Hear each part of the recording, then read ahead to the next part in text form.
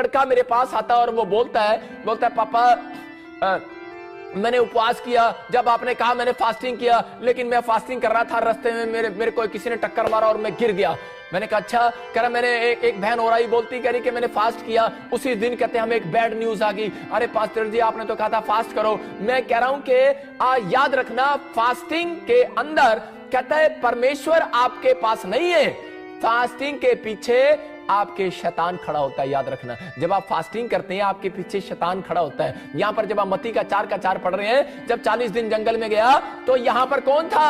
कह रहा है फास्टिंग जब आप कर रहे थे तो शैतान यीशु मसीह के पीछे था, लेकिन जब उसने अपने अंदर वचन से और प्रेयर से कह रहा उस परीक्षा को हराया, उसके बाद यीशु मसीह ने कहा, कह रहा चल निकल यहां से, और उसी समय लिखा बाइबल के अंदर कि वो चला गया, यीशु मसीह के पास से वो चला गया। मैं कह रहा हूं कि आपके पास से वो बीमारियां आज रात चली जाएंगी, आज रात वो प्रॉब्लम चली जाएंगी, आज वो कर्जे चले जाएंगे, आज वो दुष्ट आत्माएं चली जाएंगी। लेकिन भाई साहब वो उपवास पूरा तो करके दिखाओ। उपवास का मतलब यही है कह रहे कि शरीर को दुख नहीं देना, अपने आप को तैयार करना है। यहां पर कह रहे पोजीशन लेना है। अगर आप पोजीशन नहीं ले रहे तो परमेश्वर कैसे हीलिंग देगा? कहता है कि आपको तैयार करना है अपने आप को उपवास के अंदर। कह रहा है कि लोग बोलते हैं कि मैंने फास्टिंग किया था, मैं तो आज घंटी भी बजाई सी, मैं तो आज बड़ा कितना, लेकिन जो भी कुछ किया होगा, लेकिन परमेश्वर को खुश करने के लिए आपने उपवास रखा। याद रखना, मैं अभी बताता हूं आपको, लेकिन एक जगह पोजीशन के बारे में बता रहा हूं कि पोजीशन लेना बहुत जरूरी है। फौजी देखो पोजीशन लेता है।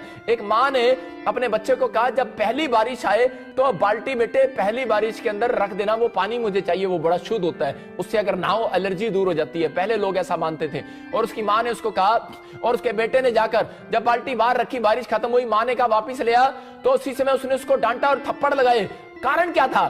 कहते हैं उसने क्या किया, उस बेवकूफ ने वो बाल्टी उल्टी करके रख दी। मतलब उसने जो बाल्टी ऐसे रखनी थी जिसमें पानी आना था, उसने उल्टी रख दी, पुट्ठी रख दी। आज भी मतलब कि बहुत सारे लोग क्या कर रहे हैं, पोजीशन तो ले रहे हैं लेकिन रात को पुट्ठे ही हुए रहते हैं। अरे सारा दिन फास्टिंग में पुट्ठे ही हुए रहते हैं, पुट्ठे ही। मेरी बात समझ रहे हैं? पुट्ठे कैसे? मतलब कह रहा है कि वो क्या करते हैं, आज फरीसी भी अपनी आशीषों को खराब कर रहे थे, वो विश्वास नहीं कर पा रहे थे, मतलब वो पोजीशन नहीं ले पा रहे थे। आपको पोजीशन लेना है, विश्वास करना है कि मैं हाँ मैं बिलीव करता हूं कि उपवास के बाद कह रहा है कि मैं इस बात पर विश्वास कर रहा हूं कि मैं अपनी पोजीशन लूंगा, और कि पादरी कह रहा है और उपवास करने के बाद हीलिंग होगी आज यीशु मसीह के नाम में। उपवास करने के बाद मेरा स्ट्रगल खत्म हो जाएगा यीशु मसीह के नाम में। उपवास करने के बाद मेरे ऊपर दुगनी अनॉइंटिंग बढ़ेगी यीशु मसीह के नाम में। लेकिन यहां पर यह बंदा कह रहा है कि इसने पुट्ठी बाल्टी रख दी। आज यही होता है कि लोगों को उपवास करने का तरीका नहीं पता, इसलिए आज भी 15 साल हो गए आपका स्ट्रगल बढ़ता जा रहा है। भाई साहब उपवास करने वालों से सबसे ज्यादा खुश होता है परमेश्वर।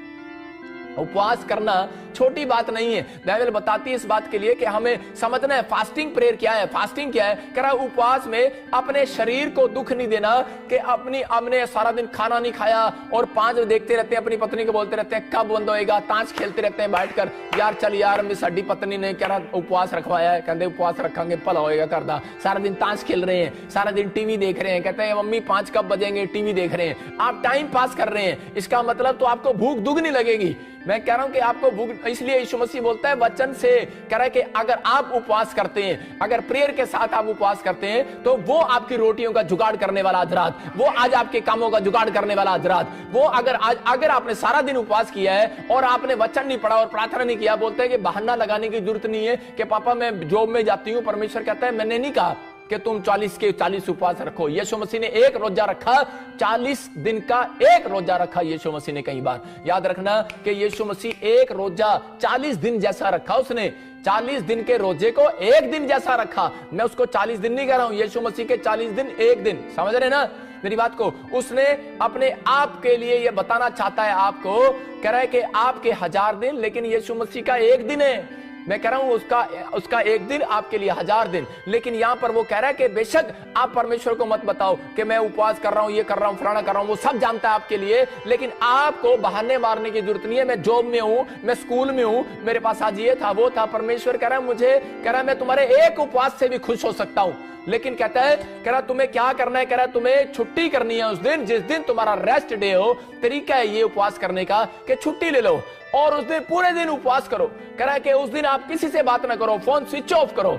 मैं कह रहा हूं जब यीशु मसीह उपवास करने के लिए जंगल में, तो लिखा पतरस पौलुस ढूंढ रहे थे, और जब वो मिला तो उसके साथ ऐसे बोले जैसे उसको डांट रहे हो। वो बोलते कह रहे कहां था तू, हम तुझे सारी रात ढूंढ रहे थे।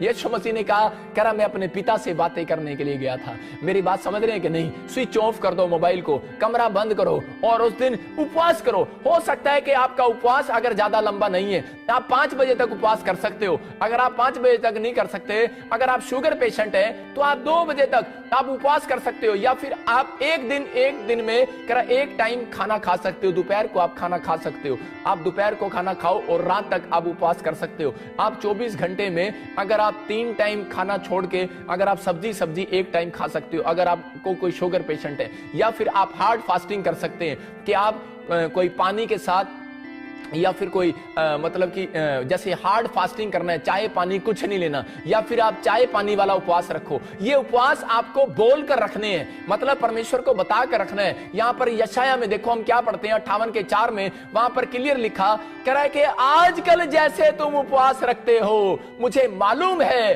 कह रहा है 58:4 में क्लियर लिखा, कह रहा है तुम एक दूसरे को घूसे मारते हो। हाँ, सुनो, तुम्हारे उपवास का फल ये होता है कि तुम आपस में लड़ते और झगड़ते, दुष्टता से घूंसे मारते हो।